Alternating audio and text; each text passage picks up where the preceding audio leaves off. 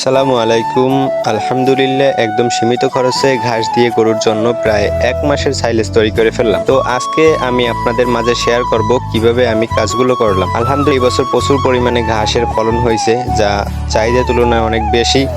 তাই ভাবলাম বর্ষার সিজনের জন্য ঘাস দিয়ে সাইলেজ বানিয়ে রাখ, কারণ বর্ষার মৌসুমে ঘাসের তেমন একটা ফলন হয় না, যে কারণে প্রচুর সংকট থাকে। তো প্রথমে পুরো জমির ঘাসগুলো কেটে নিচ্ছিলাম। এই ঘাসগুলোর বীজ গত 3 মাস আগে ফেলেছিলাম। এগুলো দেখতে কিছুটা ভুট্টা গাছের মতোই হয়, পাতাগুলো চ্যাপ্টা চ্যাপ্টা হয় এবং বেশ নরম হয়, আর গরু বেশ ভালো খায়।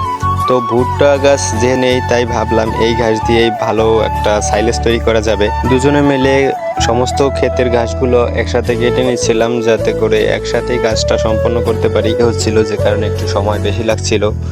তবু আলহামদুলিল্লাহ মোটামুটি দুপুরের মধ্যে ঘাস কেটে ফেলেছি। এবারে একটি ভ্যানে এই ঘাসগুলোকে তুলে নিব। যেহেতু বাসা থেকে জমিটা একটু দূরে, তাই আমাদেরকে ভ্যানের মাধ্যমে ঘাসগুলোকে নিয়ে যেতে হবে, কেননা এতগুলো ঘাস এক বয়ে নিয়ে যাওয়া কোনোভাবেই সম্ভব না। এটা একটা সময় সাপেক্ষ ব্যাপার এবং প্রচুর পরিশ্রমের ব্যাপার। যেহেতু এখন প্রচণ্ড গরম পড়ে, তাই যত শর্ট করে গাছগুলো করা যায় সেই দিকে খেয়াল রেখেছি। বাড়িতে সব ঘাসগুলো আনার পরে একটি চপার মেশিনের মাধ্যমে ঘাসগুলো কিছু কিছু করে কেটে নিচ্ছিলাম, কারণ সাইলেজ করার জন্য ছোট ছোট করে ঘাস কাটা অত্যন্ত জরুরি। বড় বড় ভাবে কাটলেও ঘাসের একটা সাইলেজ তৈরি করা যায়, কিন্তু এটি এমন একটা মানসম্মত হয় না, তাই ছোট ছোট করে কেটে নেওয়াই উত্তম।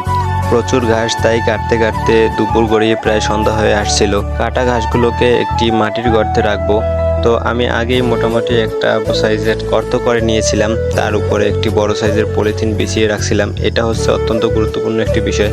আমি যেহেতু মাটির গর্তে সাইলেজটা রাখবো, তাই আমাকে অবশ্যই একটা বড় মাটির গর্ত তৈরি করতে হবে এবং উপরে যেন কোনো হাওয়া ঢুকতে না পারে, এজন্য একটা নতুন একটি পলিথিন লাগিয়ে দিতে হবে, যার উপরে ঘাসগুলো রাখা হবে। এবারে কাটা ঘাসগুলো পর্যায়ক্রমে গর্তে ঢালা হচ্ছে, আর আমি গর্তে নেমে হাতে তা ছড়িয়ে দিচ্ছিলাম, যাতে করে ঘাসের মধ্যে কোনো হাওয়া না থাকে।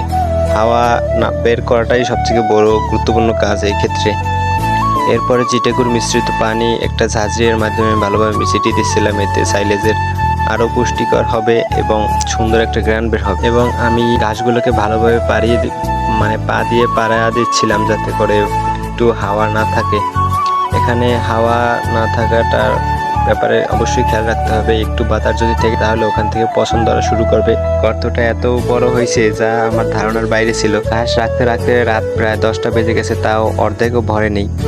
পরের দিন সকালে আবার কাজে লাগতে হবে, তো যে কারণে রাত্রে মোটামুটি যেটুকু কাটা ছিল তা দ্রুত করে গর্তে ফেলছিল। পরের দিন সকালে আবার কাজে লেগে পড়েছি। গর্তটা ভরতে এত পরিমাণে ঘাস প্রয়োজন হবে তা আগে বুঝিনি।